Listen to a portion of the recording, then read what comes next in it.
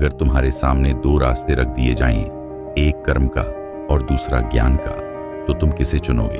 पहली नजर में कर्म का मार्ग अधिक सही लगता है, क्योंकि वही दिखाई देता है, वही जीवन को बदलता हुआ प्रतीत होता है।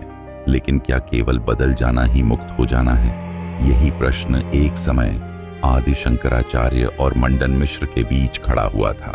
मंडन मिश्र का कहना था कि मनुष्य अपने कर्मों से ही ऊंचा उठता है, अच्छे कर्म ही जीवन को पवित्र बनाते हैं। शंकराचार्य ने शांत स्वर में कहा, कर्म आवश्यक हैं, लेकिन वे हमेशा समय के भीतर घटित होते हैं। जो समय के भीतर है वह एक दिन समाप्त भी होगा, फिर उससे मिलने वाला फल शाश्वत कैसे हो सकता है?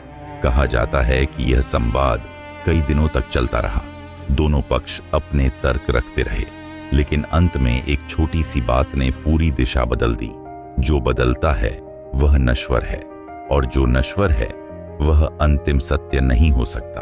उसी क्षण मंडन मिश्र ने देखा कि कर्म मन को शुद्ध कर सकते हैं, लेकिन मन से परे नहीं ले जा सकते। उन्होंने शंकराचार्य के ज्ञान को स्वीकार किया और आगे चलकर सुरेश्वराचार्य के नाम से जाने गए। यह चर्चा कर्म का विरोध नहीं करती, वह केवल इतना कहती है कि कर्म सीढ़ी हैं, मंजिल नहीं।